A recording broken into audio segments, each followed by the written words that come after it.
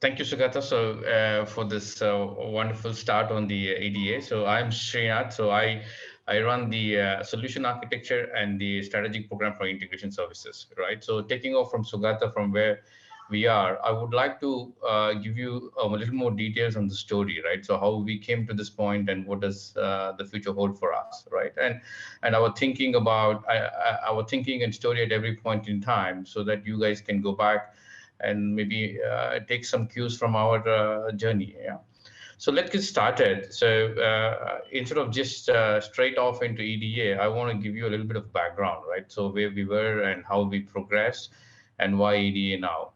So if you look at the message-oriented middleware evolution, and you look at you go back in time 10, 20 years, messaging is all about point to point. Yeah. So if I take a stock of our point to point integration estate, so we have around 500 servers, like several thousands of connections point to point. Yeah. So it becomes a hairball of interfaces. And then what happened is that towards the start of 2010, we decided to go the SOA way. So where SOA was the big word then. And what does SOA mean, right? So SOA means service oriented architecture. So you kind of take a functional view of integration, right? So in point to point, it was all technical view. So you take a wire and connect to systems, yeah, in some sense.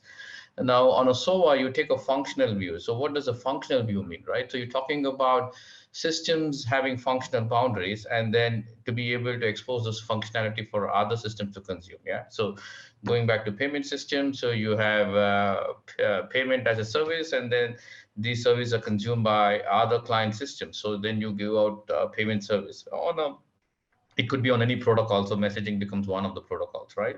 Typically achieved with the pub sub architecture. So you can decouple the providers and consumers, right? So you publish to one topic saying that I want to make a payment, and then you receive a message saying that yes, your payment has been made. Yeah. Still, this doesn't help you to go to the digital way, as Sugata explained, right? So our aspirations to be cloud agnostic, multi-cloud, and also having poised for growth. SOA still will not be able to serve the new age technologies like the microservices and so on and so forth, right? So what do you need now? So you need something more fundamental, and a fabric sort of a thing that stitches all your applications and the composites of the applications, right? The composites here becomes microservices. We will deep dive into it, right? So this is what we think is EDA all about. Yeah. So now EDA in itself is a very broad terminology, right? So we need to break it down, and we need to understand what EDA means and how do you implement EDA. Yeah. So let's now get into the EDA aspect and see how it works, right? Before even we begin into the aspect of EDA, I want to give you a picture of what a global bank looks like, right? And this is our story. And if you go to any of the global banks, like be it Goldman Sachs, be it JP Morgan or anyone else, you would have a similar pattern, right? So you would have multiple data centers across. You will have country flavors due to regulations. Like if you go to India, India forces you to have in-country data center. You go to Korea, Korea has their own in-country data centers, and you will also have global data centers, right? And then you have your cloud journey, right? So you're trying to move off your data centers into the cloud. So at any point in time, right? So you are looking at multiple data centers across the globe.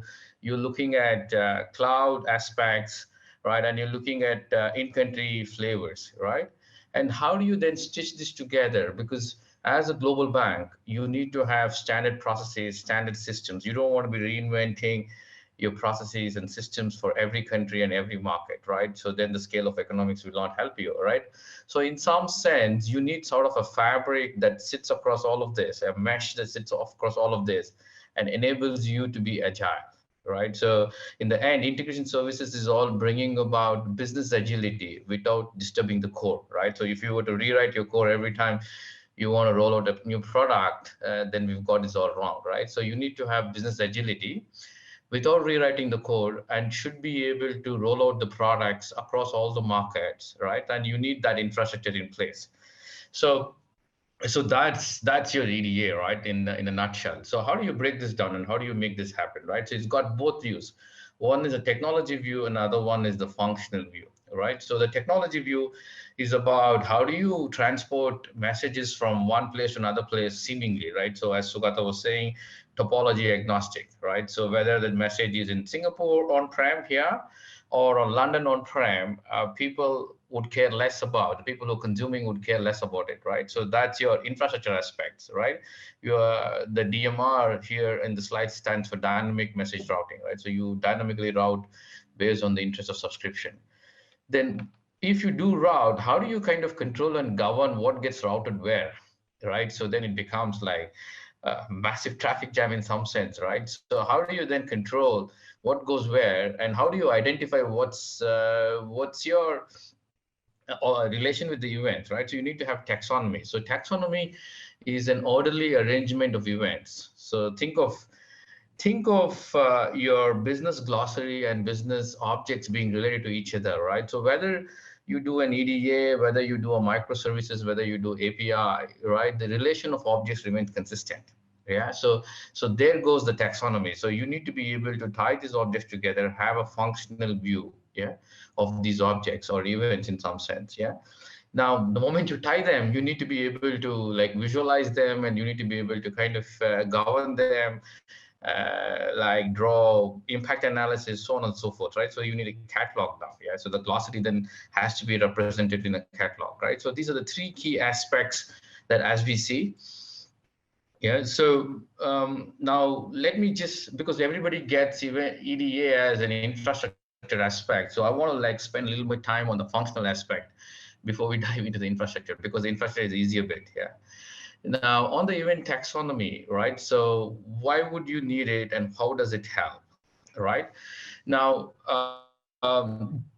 taxonomy, of course, is the key pillar for EDA, right? And then taxonomy is the business entity representation, right? Gives you operational ease, right? So now that you have a taxonomy, you know what you're dealing with, right? So if you have, imagine a global bank having a production issue with the payments, right? And think of it like if you cannot zoom in and say that the production issue with the payments is for fast payments in a market called Hong Kong or India, you are like pretty much shooting in the blind, right? So operational efficiency, in some sense, would be achieved in pinpointing what is the problem and then how to kind of ring fence the problem, right? So there goes the taxonomy. So now taxonomy, if you look at it, can be coarse grained or fine grained, right? So the moment I told you that it's a payment in Hong Kong, right? You know, how far do you go? Like how many levels of object classifications can you go, right? So that's important as well. And then there comes the system agility, right? So the moment you classify, you can then deal with the applications or requirement at that level, right? So assume you want to bring in a new system that monitors high value payments in Hong Kong, yeah. So the agility that you can get because you have a taxonomy which supports classification of events, which is high value payments in Hong Kong, and to be able to take those events off the grid and then to be able to deal with it is system agility for you, yeah. So that's the highest level, but I would still deep dive and then like, you know, work on how do we get to it, right? So how do you then go about this taxonomy, right? So it seems like the panacea for everything, but then how do you go about the taxonomy, right? So our journey has been that we take at the highest level in terms of the lines of business that we deal with, right? So, and the highest level of CIO functions that we have, right? So if you look at the Sugata slide, so we have the first slide, we had retail and corporate business, right? So if you look at this, so you have retail, CCIB, CIB is the corporate institutional banking, you have security services, and within the bank, you also have supporting functions like legal and compliance, and then enterprise data and all of this, right? So your first level of breakdown of taxonomy is at the line of business or a CIO function, right? So here CIO function goes to legal and compliance or reference data, right? So the moment you break it down, you then look at what are the subcategories. So what are the other attributes in the function, yeah? So you have the domain, which represents the highest level function. Then you can have a category and a subcategory. So what's a category? And let's take an example of this, right? So you have cash within the bank. So within the cash management system, so the categories can be accounts, payments, customer, so on and so forth, right? So settlements, collections, all of this, right? All of these are categories, right? So you have the cash category, and then you have then the higher next level category called payments. And then you go into the next level, the subcategory, right? So within the payment, so let's take payment as an example, right? So you initiate a payment, you want to check the status of the payment, and you want to clear a payment, you want to post the payment into the core banking system, so on and so forth. So you have an attribute or a subcategory, right? Now, if you go down, there are other attributes. These are not necessarily a part of the payment, but they're attributes that kind of enrich your payment data. Now, you're talking about a payment is for a particular country, a domestic payment or an international payment, right? So you have a country flavor to it, right? And then the payment is coming from a particular system. Assume you're coming from a mobile channel or a third-party fintech or something that you want to qualify, or is intended for a particular receiver. And then you have the schema that you're using. You're using Swift messaging. You're using like the newer ones, ISO standards, or you could be custom standards. And then you have patterns, right? So instant payments, like settlements on the end of the day, or it could be anything, right? Now you start to look at it, like you will have something which is an aggregate, like a subcategory goes to a category, and then it goes to domain. But then there are some other information that will enrich your data. I'm talking about countries, sender, receivers, schemas, patterns, and all of it, right? So then what does this taxonomy do, right? So taxonomy now has two parts, right? So you have a part which talks about your Venn diagram or an aggregation of a functional view. You have a part which talks about data enrichment, and then you have a part which talks about routing, right? So those are the schemas and the patterns that you talk about, right? So you match them together, then it forms your taxonomy, right? So let's take a look at how this looks for retail, right? So obviously you need to invest time to make this taxonomy for every vertical that you have. And that's going to take you 5 to 6 months time with like participation from all the teams, right? So you need to get the buy-in at the highest level. You need to have functional experts come in and participate in this taxonomy definition, right? It can't be that the EDA architect or the team that is responsible for EDA do this, right? Now let's check how does it look like, for a retail, and then we probably put an example on top of this and see. Yeah. Now, this is a sunburst diagram, right? So concentric circles, and as you move out to a circle, then you kind of get fine grain, right? And let's look at the retail as an aspect. Now, the retail is at the center of the circle, right? The innermost circle represents retail domain. And the domain has any retail, if you look at it, it's got customers, right? And the customers have products.